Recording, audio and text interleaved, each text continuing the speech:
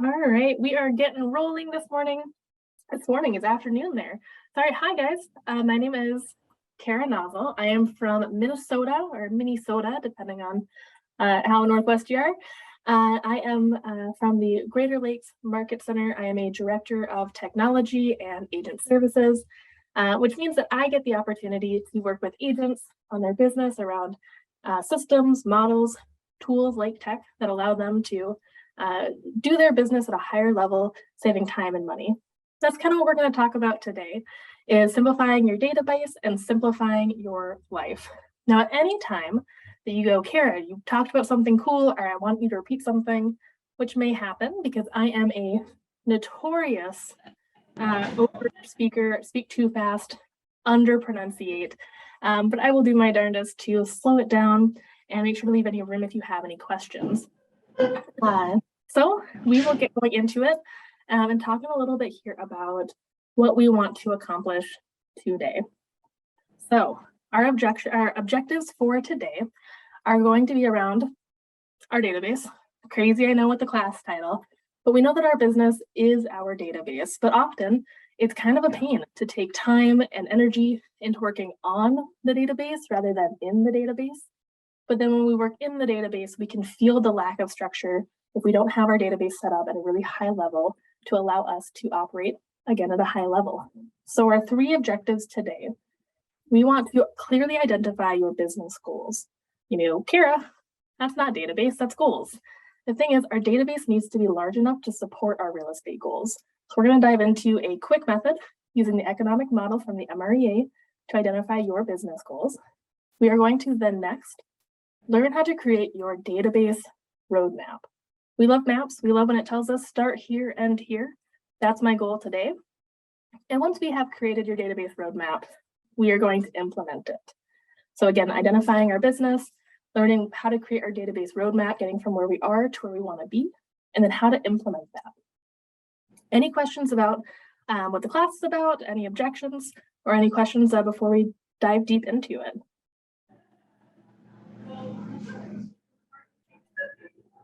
I will take that as a no. Again, at any time, feel free to stop me if you have any questions.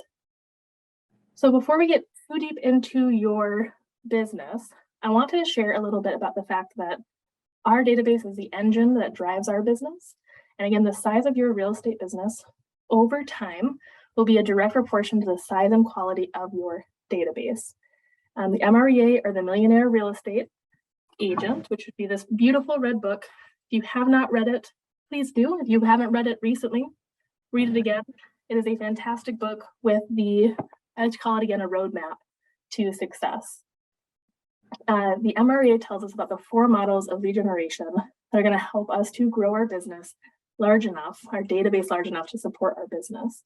Those are to build a database, feed it every day, communicate with it in a systematic way, and service all the leads that come your way. Again, you can find more in depth, and we'll dive a little bit deeper into these 4 in this class, but in the MREA. If you need a copy, I bet you some of these lovely gals at your office, both Alana and Melissa, who I've chatted with, can help you find a copy of that book. First step of our objectives for today is to clearly identify your business goals. Now, whether you are just starting to build your real estate career, or if you're focused on taking your team to the next level, the step 1 to doing that is through the economic model, which you can find, I'm going to mention it a lot of times today, in the MREA. It's pages 129 to 132. You're going to be able to find the economic model. What is the economic model? It is a formula that shows us how our investments and performance in key areas of our business work together to produce net income. We're talking profit, right? We want to make sure we know after expenses what money is going into our pocket. I'm going to go over what this model looks like. Again, you can find one in your book to do it with your own numbers about what you want your goals to be. Today, for the example, I am going to be using, excuse me here, $50,000 for a profit goal. It's something very common we see, especially as I'm working with new agents and getting them into the business. 50,000 usually is a nice, easy number to figure out the math for. If we want to profit $50,000, we need to plan for cost of sales and annual operating expenses. If we're using the 30-30-40 rule, 40% profit, 30% cost of sales, and 30% annual operating expenses, these are the numbers that we get to for 125 gross commission income. Caveat, I recognize a new agent's probably not going to spend $37,000 on cost of sales and expenses. And we can still use these numbers to then go forward with our business plan, because we know that we're going to profit a lot more than what we are planning to profit. So, cool, Kara, I need to make $125,000. What does that look like? The economic model is actually going to break this down further. Again, the example I'm using is for potentially a newer agent, newer to the industry. We see, at least in my area, that new agents oftentimes are working more with buyers than sellers. So in this example, I'm saying that 25% of their business is going to come from sellers and 75% is going to come from buyers. So again, 50,000 profit, we're using the 30-30-40 rule to figure out cost of sales and expenses. We need to gross 125, and we're splitting our business 25% sellers and 75% buyers. Continuing on from that 25% and 75%, we are going to be able to see how much of that gross commission income, that 125, is going to come from sellers and from buyers. You can use your commission, average commission. We know commission is always negotiable, but you can use your average commission to see about what your total volume of homes you're going to need to sell is going to be. So I need to, in this example, say I'm the new agent looking to make $50,000. I need to close a little over $1 million for listing and about a little over $3.1 million for buy side to profit my $50,000. Now, as a new agent, I know that not every time I have a listing contract or a buyer contract that I'm going to be closing them every time. And think about just skipping a step here with my next. Figure out how many of those deals we need to close per number. You take it by your average sales price. For someone who's in that area, being that I've not been to the Maryland area, what would you guys say would be an average sales price?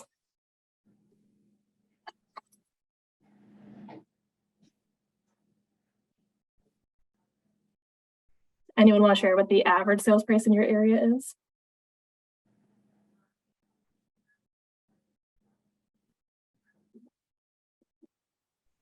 All right, we will keep the 180 that we're using over here for my local kind of rural Minnesota area.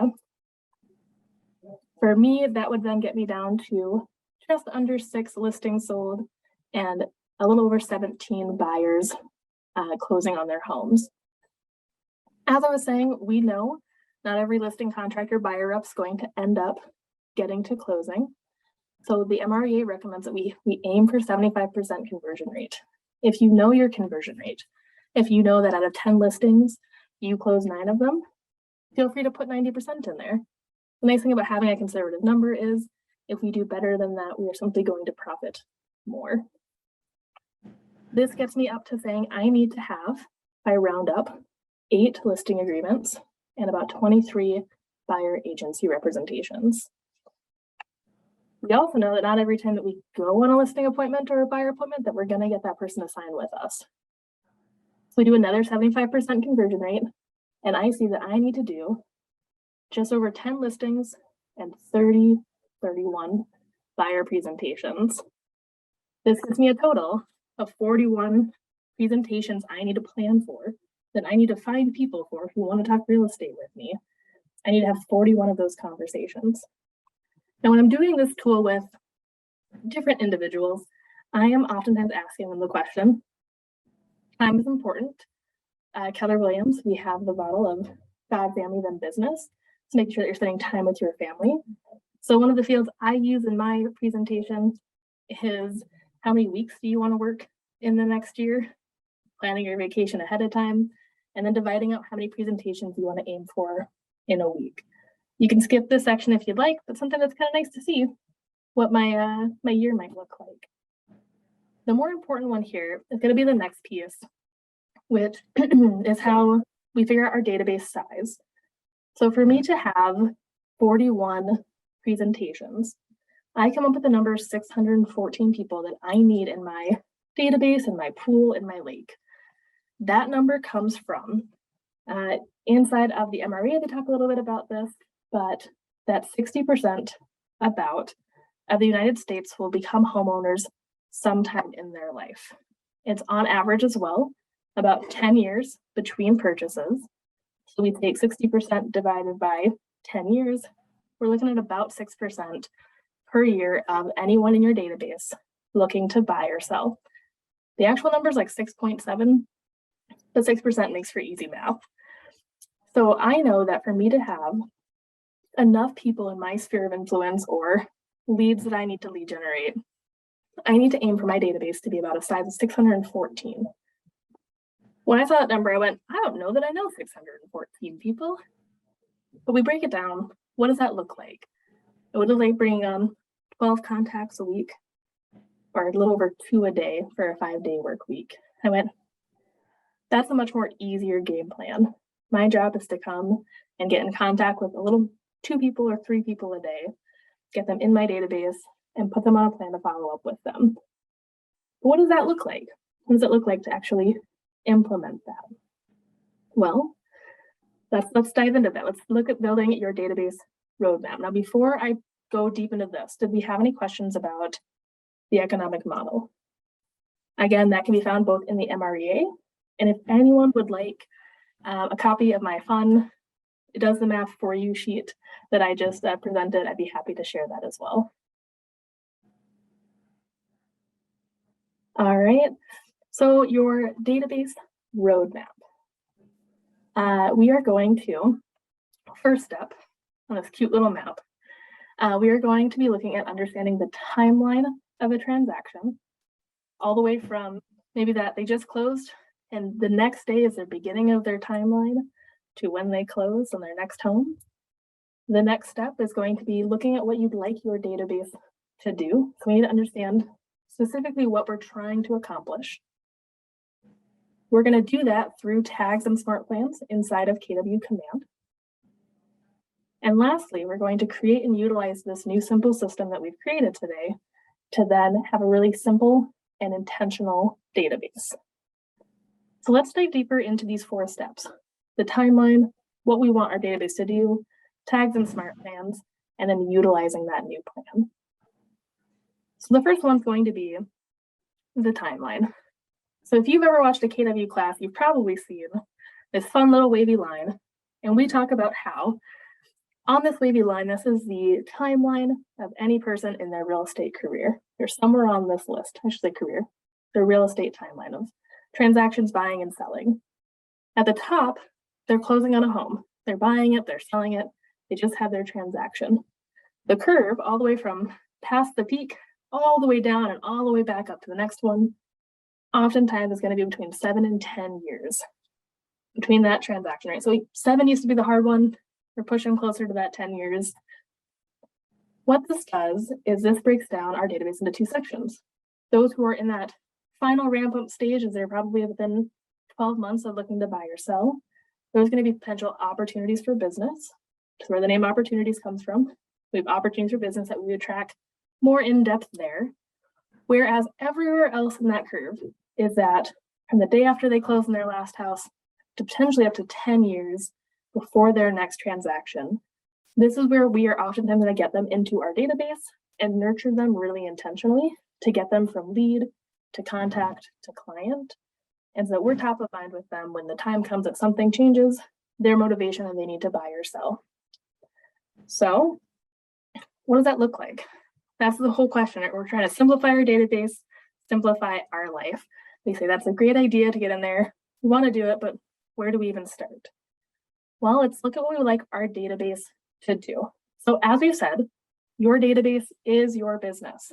It is so important to build daily habits and be very purposeful in how we communicate, both with leads and with contacts. So leads are going to be people that we have minimal contact info for. Oftentimes one-way conversations, we're just doing offers to them, we're trying to get them engaged, figure out a way to get them to click and communicate in a 2-way form with us. Contacts are going to be people that we have that relationship with, who have implied or explicitly told us that we have permission to communicate with them in an ongoing way. This allows us to build that relationship and start really connecting with them and becoming that, going from that contact to client. The goal that we have with our database, kind of a universal one, right? The overarching umbrella is to curate a list of leads and contacts and create a system to nurture them into clients. We're trying to take them from lead to contacts to, or leads to contacts to clients is the goal. But there can be so many steps in that process, all the way from how are we getting them into the database? How are we going to convert that lead into a contact? Heck, how do I talk to that contact over 10 years straight? It's a long time to be talking to somebody. The nice thing is, in this community that we have here at KW, both KW and other agents alike have created some amazing tools and resources for us to implement, or like I like to say, R&D, rip off and duplicate, some of these amazing plans from old either Keller Williams University classes or from other agents who have built amazing smart plans, allowing us to automate some of these follow-up systems for our database. Sorry about the bikes if you hear that in the background. More specifically, as we're talking about our leads and our contacts. So for leads, we are looking to determine specifically where they're coming from, the lead generation sources. We are looking to be able to track in those sources, which ones are we spending a lot of time and energy on that are going to be a high return on investment, tracking whether or not those leads are being followed up with. If we get a lead and we don't talk to them for 6 months, we need a way to know that we haven't talked to them, as well as be able to reward referral sources, people who are sending us lots of new leads. For contacts, we want to ensure we have that concise year-round contact with them to nurture them again towards that client relationship. I'm really excited to know that, thank you all for first off being here with me today as we dive into this and giving me the opportunity to share that we can take this oftentimes overcomplicated system and boil it down to a few of these amazing first steps we can take that allow us to be really intentional and help us garner business from people already in our database. So we're going to go ahead and do some of those first steps with the two tools today, tags and smart plans. You may think, Kara, tags and smart plans, that's not real creative. The cool thing is that KW has actually built us the ability to fully customize our databases to how we want them to run. So KW knows that every agent runs their business a little bit differently. There is no official right or wrong way. There are though tools and systems and models to help us get there. And so a few examples of some tags that you could use for your business. I know for me, Facebook lead I use as a lead source. If I'm doing some Facebook ads, maybe through campaigns, I want to know leads that are coming to me from Facebook. I may ask or tag past sellers and past buyers so that I can easily track how long it's been since they've had their closing and what kind of resources or value I am giving to them to stay top of mind until their next transaction. I may tag investors as kind of like a type of client. So a new home buyer is going to get a very different set of resources and tools and experience from me than an investor may do. An investor needs very different resources than, say, a new home buyer.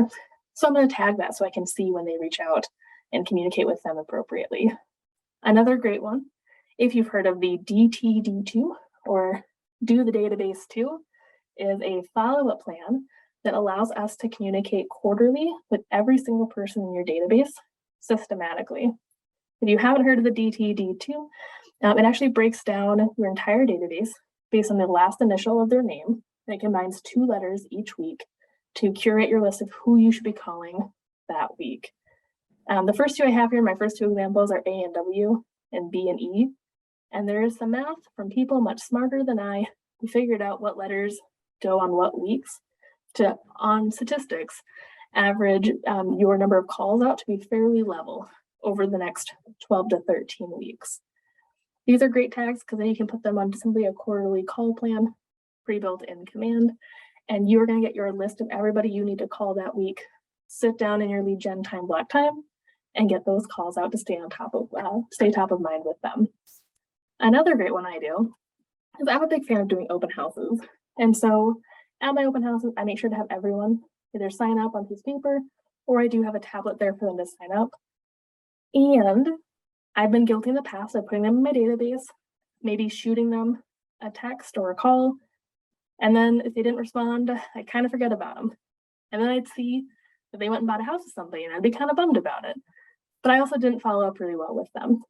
KW already actually has a pre-built plan for us for open houses in the Smart Plan library that we can create, add what we call a custom trigger, which is going to allow you to have the Smart Plan ready to go.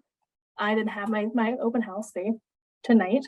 I bring my 10 people that came through, I put them in my database, and when I tag them open house lead, it will automatically, I love that, automatically put the Smart Plan on top of the contact.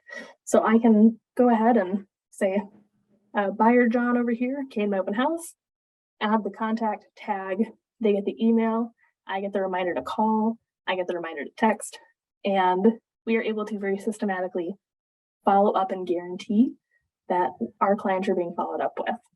As we get busy, as our business grows, it gets so hard to stay following up with our database. Now, oftentimes I hear of the question, well, what kind of tags would be appropriate? What would be the right way for me to organize my database? And unfortunately, there's technically no right answer. You could organize your database based on just about anything. I like to organize mine through resources, maybe communities, how I might know somebody. I have mine based on type of client, so past buyer, past seller, investor. Communities, I might include people I know from church, people I know from my veteran clubs, people from my different festivals I volunteer with. Being able to track that so I can have really intentional communication with them. Any questions so far about tags and Smart Plans?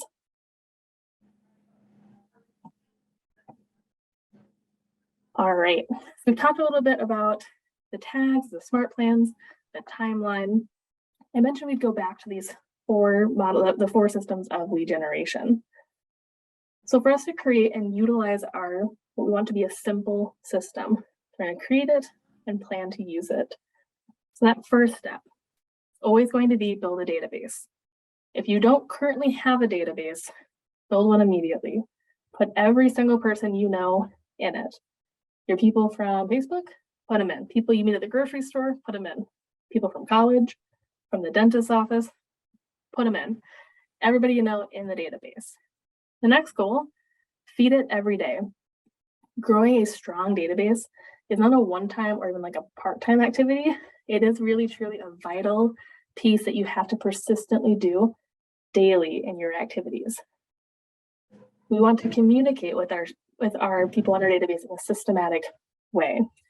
Our goal with what we're doing here today, putting our contacts in command, tagging them and tracking them appropriately, and then using Smart Plans to systematically follow up with them is going to solve a lot of these issues that we may have with our database being convoluted or not set up in a way so we end up putting our contacts in the database and then we never touch it. We don't reach out until they reach out to us. That is not going to help us to stay top of mind with our contacts. And lastly, we want to service all the leads that come our way. So people that are already in your database may be a contact, maybe some of the leads. And as you're growing your business to ensure that number is large enough to support your level of business, earlier in my example, it was 614 people that I would need in my database and be communicating with regularly. Let's say I only had 200. I'm going to have to, in my day, time block out what it looks like to lead generate or prospect, to bring in those new leads, to then convert to contacts, to fill my pool or my lake towards having my 600 people I need to start working on hitting those goals.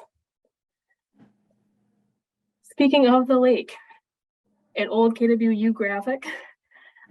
From this illustration, this is the idea is your lake. You have your pool or your lake of your database. And all these different tributaries or kind of streams coming in are going to be all the different sources that feed your database. So Depending on where you're at in your business, your level of intentionality and focus around it, some of these are going to be almost like open wide dams, just tons of people coming through certain ways. And others may be trickles, just a lead here or a lead there. It's important that we track that so we know that we're spending our time and our money appropriately on where our leads are coming from. For many people, it's going to be different referral networks, but where in your referrals is that coming from? Is it your family? Is it friends? Are you in like a business network and that's where your leads come from? Track that so that in the future, you can spend less time and money on the ones that don't work and invest that into the ones that do.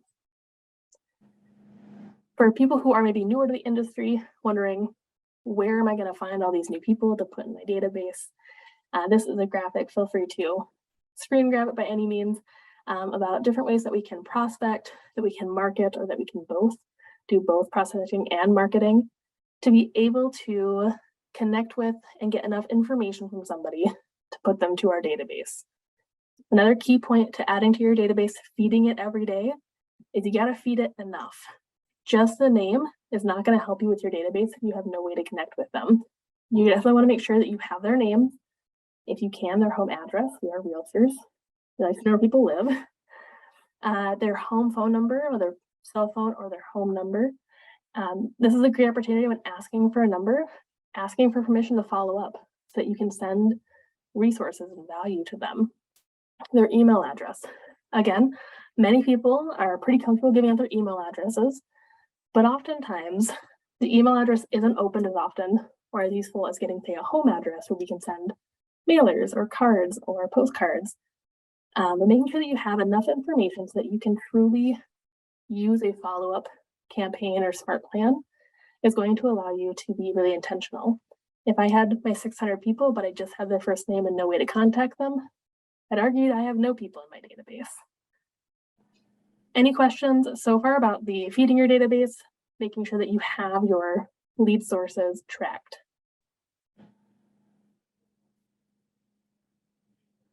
All right, next step we had in the 4 models of lead generation was communicating with your business, with your database in a really systematic way.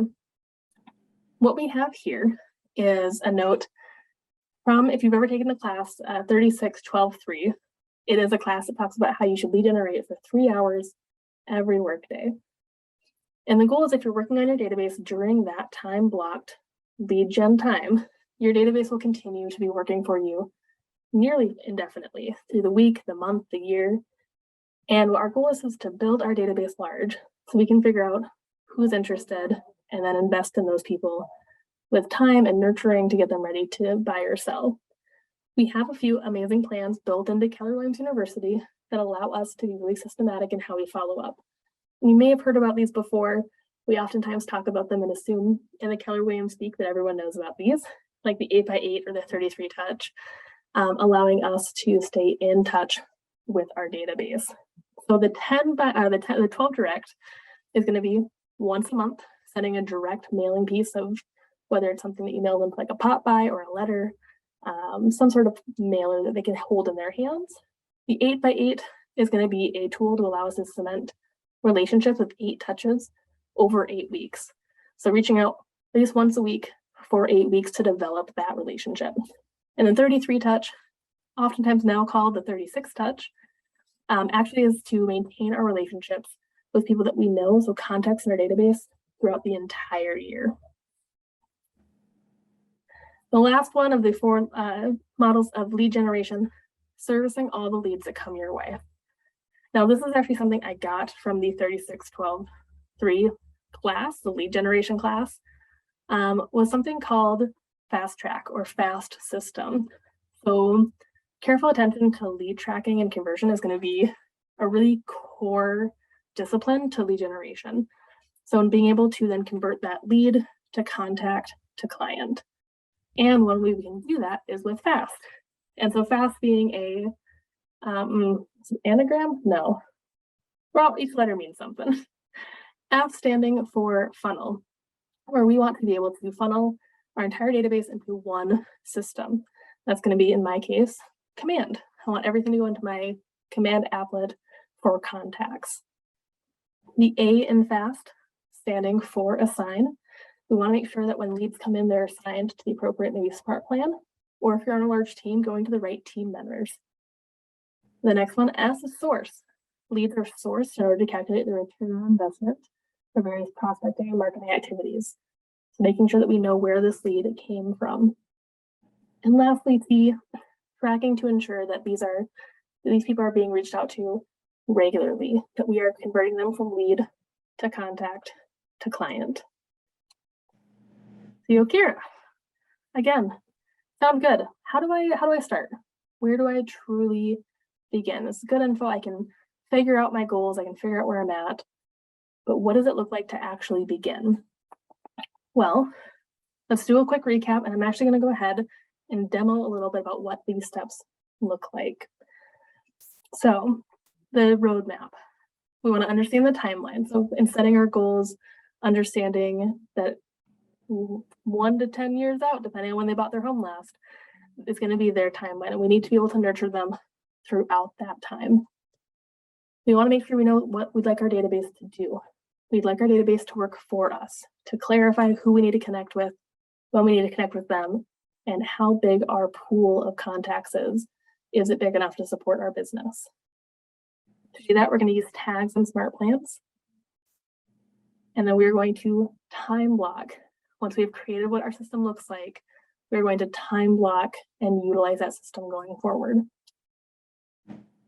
More specifically, at Legion 3612.3, some of those plans that I mentioned before have exact examples of each of those touches.